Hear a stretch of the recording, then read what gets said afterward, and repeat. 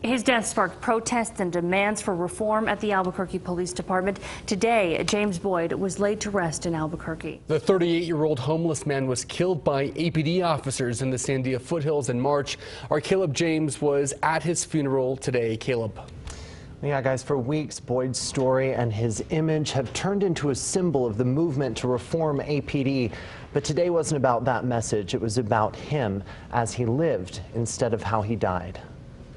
And I know he watches over.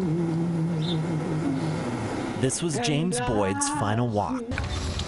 And this time, he had a lot of company. Today we honor a man who was like us. No anger, only understanding. My brother James was never forgotten. He was always loved. For a man who became the symbol of a system many say is broken. James wants you to stand up and get involved.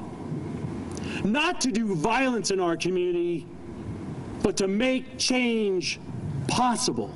Boyd's family and about 100 other people attended the small service at the St. Martin's shelter in downtown Albuquerque. He was like us. To remember James Boyd for how he lived and not how he died. Up above my head, I hear music in the air.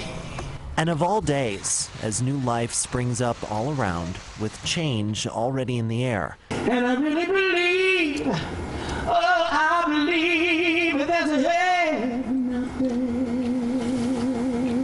James Boyd found his final peace on a warm day, surrounded by family and friends. There's a heaven somewhere.